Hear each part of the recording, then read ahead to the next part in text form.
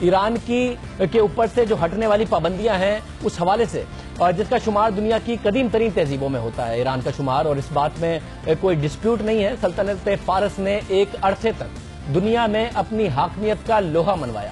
550 سال قبل مسیح میں سائرس دی گریٹ کے دور میں ایران دنیا کی سپر پاور کہلایا۔ ایران کا یہ دعویٰ ہے کہ سائرس کے دور میں لکھا گیا سائرس سلنڈر دنیا میں انسانی حقوق کا پہلا چارٹر ہے۔ زمانے کے سرد و گرم ایران کی سیاسی اور جغرافیائی حقیقت کو گہنا نہ سکے، ایران نے اپنی آزاد حیثیت کو برسوں تک برقرار رکھا اور ایرانی سویلائزیشن کے اوپر باقاعدہ طور پر اسے لے کر آگے چلے، لیکن گزشتہ 36 سال ایران نے سخت مشکل میں گزارے، جوہری ہتھیار بنانے کی خواہش میں دنیا سے کٹ کر رہا اور سخت عالمی پابندیاں جھیلتا رہا، ایسی پابندیاں جس نے تیل کی دولت سے مالا مال ایران کی معیشت کو تباہی کے کنارے پر پہنچا دیا۔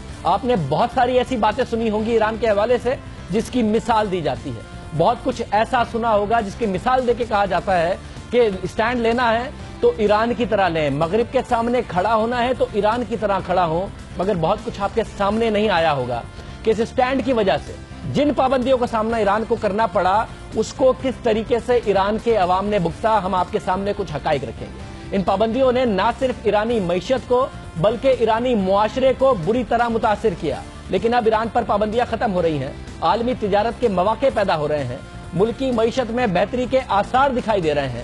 ایران نے 1979 کے انقلاب کے بعد سے امریکہ اور مغرب کے خلاف سخت موقف اپنایا، میزائل پروگرام بنایا، یورینیم کی افزودگی جاری رکھی، جس کی وجہ سے ایران کو سخت پابندیوں کا سامنا کرنا پڑا۔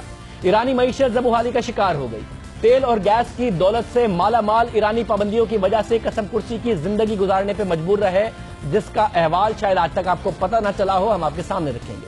ایران کے مقابلے میں تیل پیدا کرنے والے ممالک کی معیشت مضبوط ہوتی رہی، وہاں کے عوام کا معیار زندگی بلند ہوتا رہا، لیکن ایران اپنے موقف کی وجہ سے دنیا سے کٹا رہا، معاشی اور اقتصادی پابندیوں کی زد میں رہا، اور آخرکار جولائی 2015 میں طے پانے والے معاہدے کے بعد 16 جنوری 2016 کو ایران پر عائد سخت پابندیاں ختم کرنے کا اعلان کر دیا گیا، اور ایرانی صدر خود ایرانی لیڈرشپ نے، حسن روحانی صاحب نے اس اعلان کو ایران کے سنہرے دنوں کے آغاز سے تعبیر کیا۔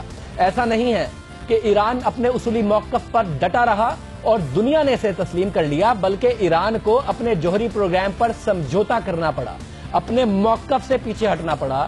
جولائی میں ایران نے کچھ اپنی شرائط منوائی، کچھ امریکہ اور اس کے اتحادیوں کی مانی، لیکن ایران اپنے موقف میں تبدیلی لایا، جوہری پروگرام کے حوالے سے تبدیلی لایا۔ ایران میں دنیا کا چوتھا بڑا تیل کا ذخیرہ ہے، دوسرا بڑا گیس کا ذخیرہ موجود ہے۔ پابندیوں کی وجہ سے ایرانی معیشت تباہی کے دہانے پر پہنچ گئی، ایران میں بے روزگاری کی شرح 35% تک بڑھ گئی۔ گزشتہ 12 برس میں معیشت کی شرح نمو 0 رہی، یعنی کہ 15 برس میں ایران کی معیشت میں کوئی اضافہ ہی نہیں ہوا۔ کچھ عرصے قبل جب دنیا میں تیل کی قیمت $150 فی بیرل کے قریب پہنچی تو تیل پیدا کرنے والے ممالک کی چاندی ہو گئی، لیکن ایران اس معاشی فائدے سے محروم رہا۔ روس جیسا ملک جس کی معیشت زبحالی کا شکار تھی، اس کی معیشت دنیا بھر میں تیل کی قیمتیں بڑھنے کی وجہ سے بہترین ہو گئی، ایران کو کوئی فائدہ نہیں ہوا۔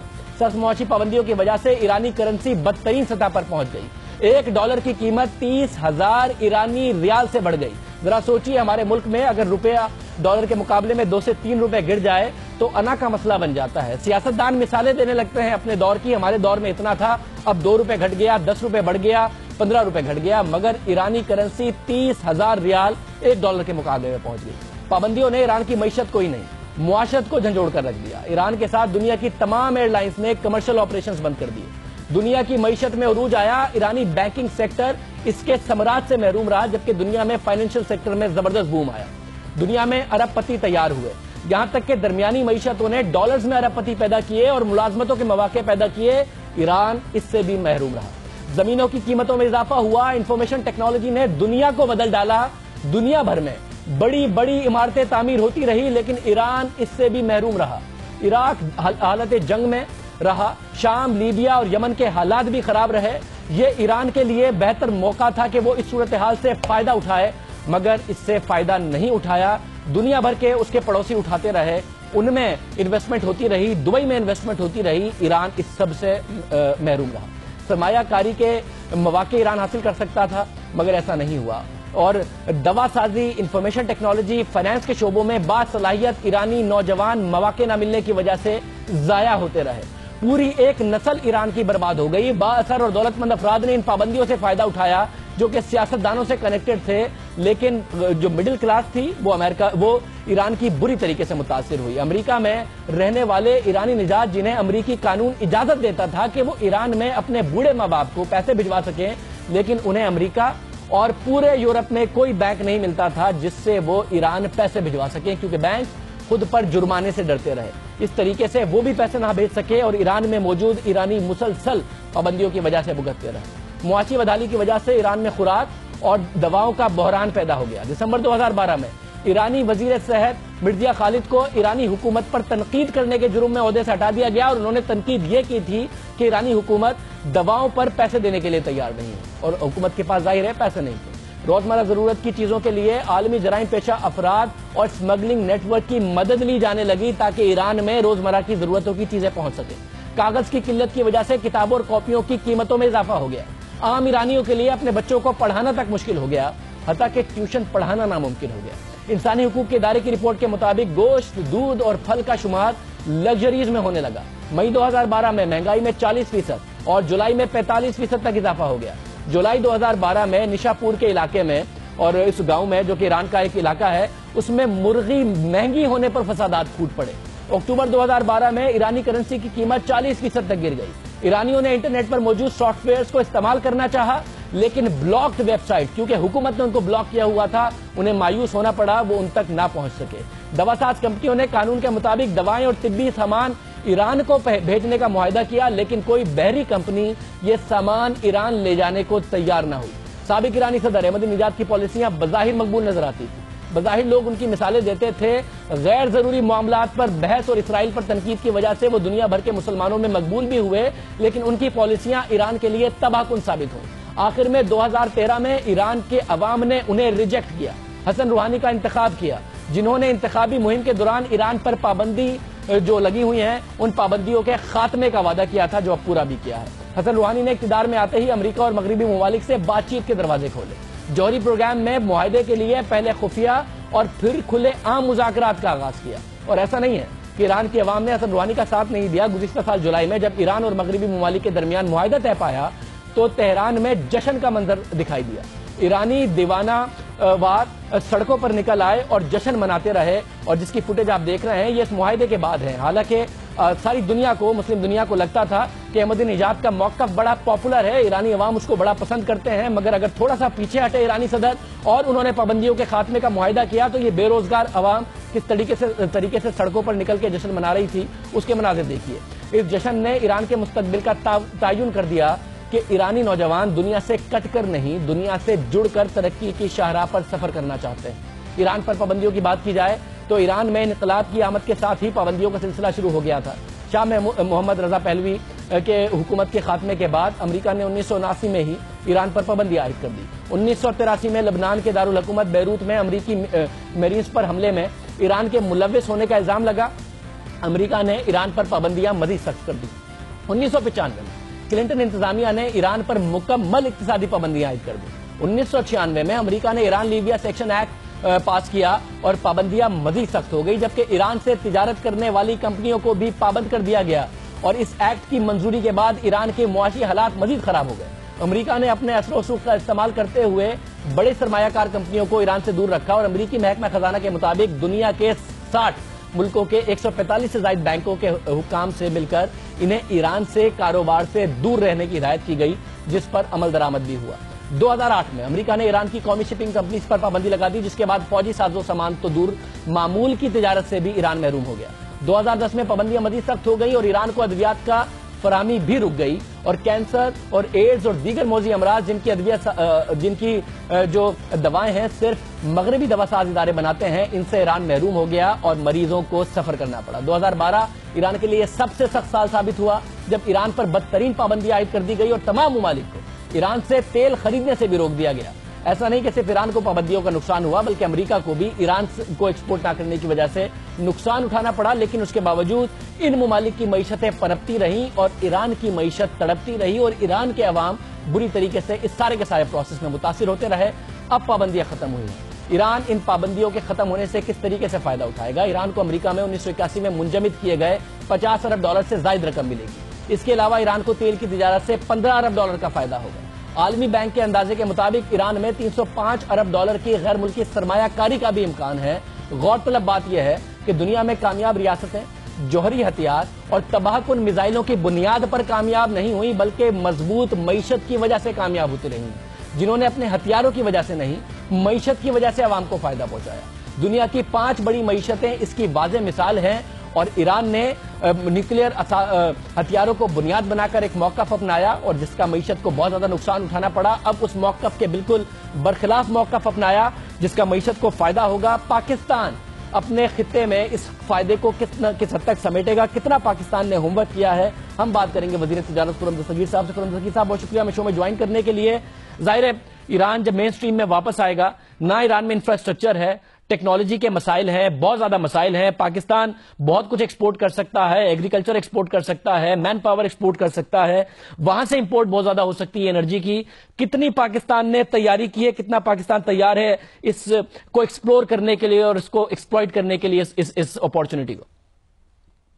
سب سے پہلے تو مجھے یہ خوشی ہے کہ غالباً ایران کے جو نئے سفیر آئے ہیں پاکستان میں، محترم مہدی ہنر دوست، میں آج پہلا وزیر تھا جس نے ان سے ملاقات کی، وہ تشریف لائے اور ہم نے بڑی تفصیلی اور کھل کر بات کی اور اس معاملے کو آگے بڑھایا جب پرائم منسٹر نواز شریف تشریف لے گئے تھے ایران مئی 2014 میں، اور پھر پچھلے سال اپریل میں مجھے جانے کا موقع ملا تھا ایران میں۔ 2-3 باتیں ہیں جس پر ہم کام کر رہے ہیں۔ ایک تو ایشو ہے کہ انشاءاللہ اب سینکشنز اٹھ گئی ہیں، تو جو ہمارے فائنینشل سیکٹرز ہیں، بینکس ہیں، ان کا آپس میں کنیکشن ہم بہت جلد دیکھ رہے ہیں، جس سے جو ایل سی کھولنے کی راہ جو ہے وہ ہموار ہو گئی ہے، اور جو پاکستان کا ٹریڈ تھا خاص طور پہ چاول کا، باسمتی چاول کا، اس کو ہم یہ امید کریں کہ ایک بہت بڑا بوسٹ ملے گا، اور اس کی ہم تیاری کر رہے ہیں۔ اسٹیٹ بینک آف پاکستان بھی جو انٹرنیشنل اب سینکشن لفٹ ہوئی ہیں ان کو اسرٹن کر رہا ہے کہ اس کی ڈیٹیلز کیا ہیں۔ دوسرا یہ ہے کہ ہم نے ایران کو یہ کھل کر آفر کی ہے، پچھلے سال بھی کی تھی اور آج بھی میں نے یہ دہرائی ہے ان کے سفیر کو، کہ جو ہمارا ایک آپس میں ترجیحی تجارت کا معاہدہ ہے وہ انتہائی محدود ہے اور اتنا واضح نہیں ہے کنسیشنز کے حوالے سے۔ تو ہم دونوں ممالک اب جبکہ ایک دروازہ نیا کھل گیا ہے تو ہمیں فوری طور پر جدوجہد کرنی چاہیے کہ ہم ایک فری ٹریڈ ایگریمنٹ آپس میں کر لیں، اور اس کا جو اس میں تو نیگوسیشن میں وقت لگے گا، لیکن فوری طور پر جسے کہتے ہیں ارلی ہارویسٹ جو لسٹ ہیں کنسیشن کی، وہ ہم انشاءاللہ اگلے چند مہینوں میں اگر ایکسچینج کر لیں تو ایک دوسرے کے معاملات کی جو ڈیوٹیز ہیں ہم نے لگائی ہوئی ہیں ان کو کہتے ہیں ڈراسٹیکلی ریڈیوس ہم کر سکیں گے، تاکہ دونوں ممالک کی تجارت جو ہے وہ آگے بڑھے۔ تیسرا جو بڑا اہم معاملہ ہے وہ یہ ہے کہ ہمارا جو بارڈر پوسٹ ہیں ہمارے بلوچستان کی اور ایران کا جو بارڈر ہے، اس کا جو ایک میسو ہم نے انفراسٹرکچر اپ گریڈ کرنا ہے۔ اس کے 2 حصے ہیں، ایک تو ہمارے جو 3 کراسنگ پوائنٹس ہیں ان میں نیا جو ہم سے کہیں گے لینڈ پورٹس جو ہیں وہ ہم انشاءاللہ تعمیر کرنے جا رہے ہیں، لیکن اس کو سپورٹ کرنے کے لیے جو سڑکیں ہیں اس کی بھی اب پلاننگ ہم نے شروع کر دی ہے۔ یہ بھی میں نے آج ایران کے سفیر کو بتایا کہ اس کی بڑی سیریس ڈسکشن، چونکہ گوادر ایک ہب بننے جا رہا ہے چائنا پاکستان اکنامک کوریڈور میں، تو جو گوادر چمن شاہراہ ہے اس سے ہم جو ہمارے ایران کے ساتھ کراسنگ پوائنٹس ہیں ان کو جوڑنے جا رہے ہیں، تاکہ وہ ان کا باقی پاکستان کے ساتھ جو ایک کلیئر اور واضح انفراسٹرکچرل کنیکشن جو ہے وہ بھی شامل ہو جائے گا، اور اس کے ساتھ اس میں یہ بھی شامل ہے جس پہ وزیر ریلوے خواجہ سعد رفیق صاحب بھی کوشش کر رہے ہیں کہ جو ہمارا تافتان زاہدان کی جو ریلوے ہے کوئٹہ سے، اس کو بھی فوری طور پر اب ایک موقع بن گیا ہے کہ تمام جو بین الاقوامی رکاوٹیں تھیں انہیں ہم دور کر سکیں۔ فائنلی آف کورس ہم پہلے ہی ایران سے اپنے جو بارڈر ریجنز ہیں گوادر کے لیے بجلی لیتے ہیں، تو اب موقع بن گیا ہے کہ چونکہ فارمل ٹرانزیکشن ہو سکتی ہے دونوں ممالک کے درمیان، تو ایک تو اس کو ہم بڑھائیں گے جو بجلی کی جو امپورٹ ہے، اور ساتھ ہی انشاءاللہ جو گوادر نواب شاہ گیس پائپ لائن بننے جا رہی ہے چائنا پاکستان کوریڈور میں، اس کا جو بقیہ حصہ ہے چند درجن کلومیٹر ہیں ایران کے بارڈر تک، اس کو ہم جوڑ کے تو یہ بھی ہم بہت یعنی شارٹ ٹرم میں اگلے 2 سال میں پاکستان جو ہے ایران سے گیس بھی ہمیں بہت امید ہے کہ امپورٹ کرنے کے قابل ہو جائے گا. تو ایک کلیئر روڈ میپ ہمارے سامنے ہے کہ ہم FTA کریں گے. مگر اس میں آپ نے بڑا تفصیل سے ڈسکرائب کیا ہے کہ آپ کیا تیاری کی گئی ہے. ساتھ ہی ویسے تو ایران میں خود میں بہت زیادہ بے روزگاری ہے, 35% ایک بہت بڑا نمبر ہے بے روزگاری کا, مگر کیونکہ ٹیکنالوجی میں پیچھے رہ گئے, فائنینشیل سیکٹر میں بہت زیادہ پیچھے رہ گئے, تو پاکستان کیا ہیومن ریسورس بھی ایکسپورٹ کر سکے گا مختلف ایونیوز میں, جس طرح مڈل ایسٹ میں بڑا کردار ہے پاکستانیوں کا, یہ بھی آپ ایک آپشن دیکھ رہے ہیں پاکستانیوں کے لیے؟ ایبسلیوٹلی, اور اس میں خاص نہ صرف فائنانس سیکٹر میں نہیں, آئی ٹی سیکٹر میں چونکہ ایران دنیا سے ریلیٹیولی کٹ آف تھا تو وہاں بہت بڑی اپرچونٹی ہے. لیکن میں یہ بھی کہوں گا کہ ہمیں جس ہم آزادانہ تجارت کے معاہدے کی بات کر رہے ہیں اس کا یہ بھی حصہ ہے کہ مثلا سٹیل اگر پاکستان جو ہے وہ بہت دور کے ممالک سے منگواتا ہے تو ایران کی سٹیل میں بڑی سٹرینگتھ ہے. تو بہت ساری ایسی پروڈکٹس جو ابھی ان سینکشنز کی وجہ سے یا ڈیوٹیز کی وجہ سے ہمارے ملک آپس میں ٹریڈ نہیں کرتے تھے, تو یہ دونوں اطراف میں ہم یہ امید کر رہے ہیں کہ اس کا ایڈوانٹیج اٹھ سکتا ہے. سٹیل صرف ایک اس کی مثال ہے. یہ تو ہوگا جہاں پر بڑا فائدہ ہو سکتا ہے, مگر بہت سارے ایسی جگہ بھی ہیں جہاں پر بہت زیادہ کمپٹیشن ہوگا. سیمنٹ کے اس میں ہو سکتا ہے, ظاہر پاکستان لوکلی پروڈیوس کرتا ہے, ایران میں ایک کمپٹیشن آ سکتا ہے اس حوالے سے. دوسرا مسئلہ ہے اسٹریٹجک لوکیشن کا. پاکستان پورٹ بنا رہا ہے, گوادر کی آپ بات کر رہے ہیں, سی پیک کا روٹ بن رہا ہے وہاں بھی, اور بھارت کی انویسٹمنٹ سے روٹ بھی بن گیا ہے, چابہار کی پورٹ بھی ڈیولپ ہو گئی ہے. پھر بھی پاکستان سب سے چھوٹا روٹ ہی بنتا ہے گوادر سے, مگر اس کے باوجود ایک کمپٹیشن ہوگا. تو اس کے لیے آپ نے کیا تیاری کی ہے؟ پاکستان نے ایکسپیڈائٹ کریں گے کہ جلدی جلدی یہ کام ہو, سی پیک کا روٹ بنے, گوادر کی پورٹ ڈیولپ ہو, کس طریقے سے یہ جو کمپٹیشن ہوگا چائنا ایران کا اور پاکستان کے, اس سے نمٹیں گے؟ جی, ایک تو یہ ہے کہ جو میوچول گینز فرام ٹریڈ ہیں, تجارت کے جو باہمی مفادات حاصل ہوتے ہیں اور فائدے حاصل ہوتے ہیں قوموں کو, یہ شاید زیرو سم گیم نہیں ہے. چابہار بھی بنے, وہاں بھی ٹریڈ ہوگا سینٹرل ایشیا تک, پاکستان بھی. اور جو ہمارے اوپر اس وقت ذمہ داری وہ یہ ہے کہ ہم گوادر کو اور سی پیک کو اس میں کوئی رکاوٹ نہ آنے دیں اور بین الاقوامی معیار کی فیسلٹیز ڈیولپ کریں. اگر ہم, چونکہ جس طرح آپ نے درست کہا کہ پاکستان کے پاس شارٹیسٹ روٹ اویلیبل ہے, تو اگر ہم انٹرنیشنل لیول کی سروسز اور فیسلٹیشن انشاءاللہ جب دینے میں کامیاب ہوں گے گوادر میں, تو کوئی وجہ نہیں کہ گوادر جو ہے وہ وگرس پورٹ ہو. بہت شکریہ خرم دستگیر صاحب, ہمارے ساتھ موجود تھے اور کہہ رہے تھے کہ حکومت کی تیاری ہے, ایران سے جو پابندیاں ہٹی ہیں پاکستان معاشی طور پر اس سے بینیفٹ کرے گا اور ایران کے ساتھ اپنا معاشی تعاون بڑھائے گا.